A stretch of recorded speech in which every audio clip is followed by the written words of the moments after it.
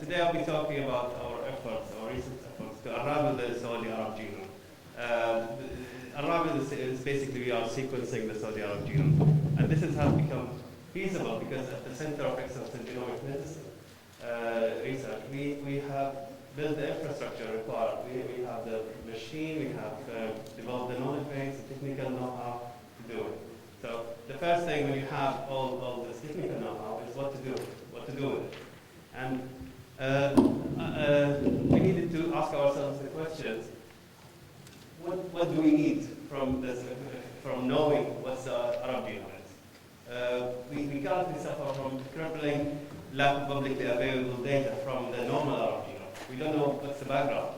So if you want to apply the technique of exome sequencing, like Professor Mark mentioned just now, you have to apply lengthy autozygosity mapping, for example, where you need families, and if you have a lot of rare diseases like we suffer in the kingdom here, that is difficult to get hold of sometimes. So the alternative is to have a database of normal variations present in healthy individuals, and that at least will help you filter out all the background. So you end up with the variable, if you like, the variable mutations, the mutations or polymorphisms that mean something.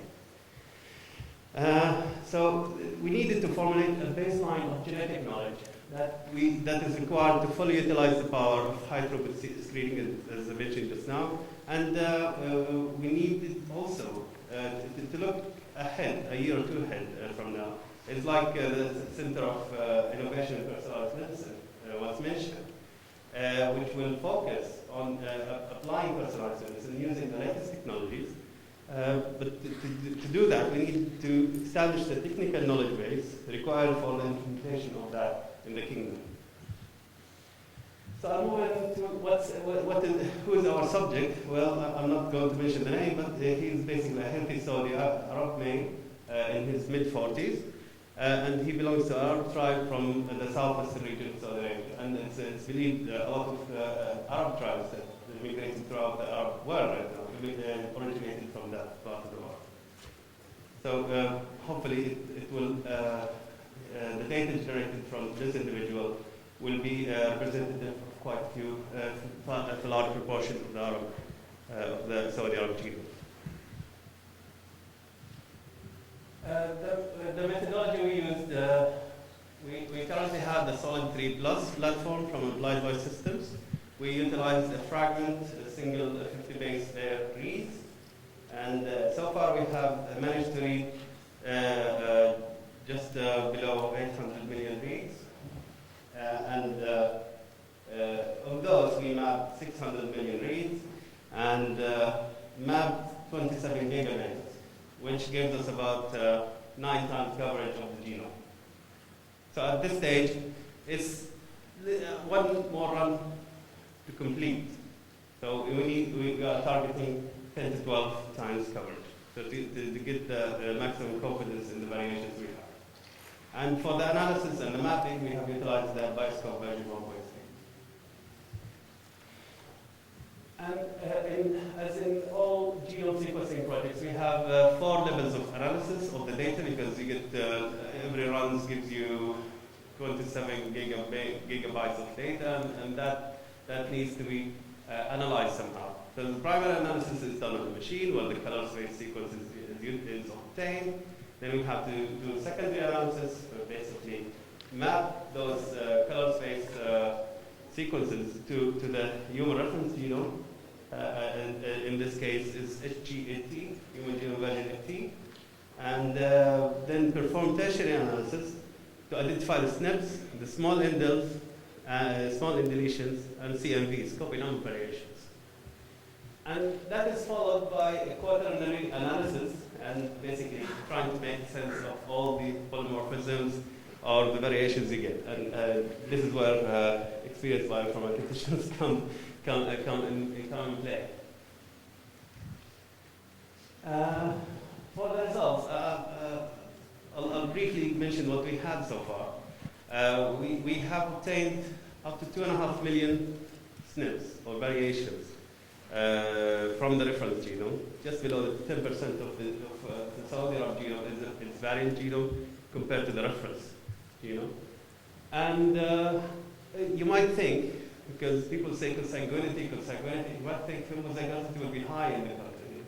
It turns out, no, actually, we have almost equal distribution of heterozygous and homozygous variations. And from the SNPs identified, there's 88% non-SNPs, known as they are available in the public database DB SNP 130. And we have 300,000 novel SNPs, novel variations. So we tried to make sense of these novel variations, but that is taking time to validate. So what types of SNPs we identified? This is a list of numbers detailing the SNPs in the coding region. And you can see the ones, I mean, if you're looking for a disease causing polymorphism or change or mutation, the ones you're looking for are either coding non-synonymous or nonsense. And as you expect from a healthy individual, not many. The percentage of those from the overall coding number of steps is quite low. We have quite a few in the UTRs. We have quite a few in coding synonyms. So it's basically fitting the model. The person, our subject, is healthy. It suffers no apparent genetic diseases. Interestingly, the number of novel SNPs overlapping exons is around 3,000 polymorphisms. So that number is quite good, and we need to filter that out even more. And to this, we use the public available software SIFT from the Venter Institute, and it helps you to predict which variations you have that can damage your protein, or basically alter the perceived function of the protein. And of those, we have 191 SNPs or SNPs that can potentially cause a protein function alteration. So what to do with this large number? Still 191, we cannot sequence them all, we cannot validate them, and at this stage we needed to know, to have a global idea of what's going on.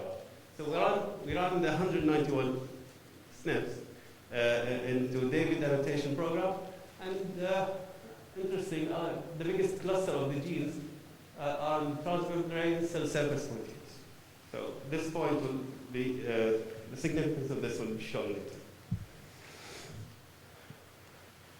We're showing individuals example here of a heterozygous SNP in the SPRY modulator of angiogenesis SNP, where non-synonymous change.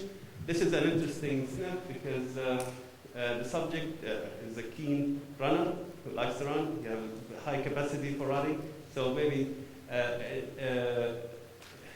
switching off an inhibitor of angiogenesis, you probably have better blood vessel structure and all this. So it's guessing us on that investigation.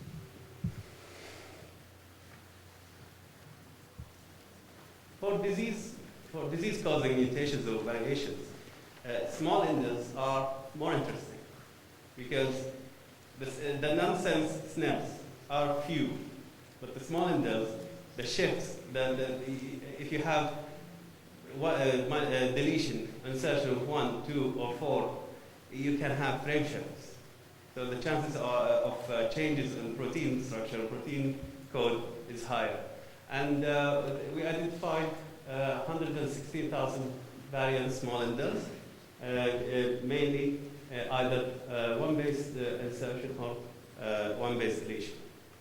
And we have found a spectrum of 4 base pair deletions and 3 base pair insertions and deletions, which are unlikely to cause frame shift deletions. And this is detailed, and we have almost just slightly more deletions than insertions in the coding ones. And frame shift is caused 31 times, 3 by insertions, but the majority is in the untranslated regions of genes.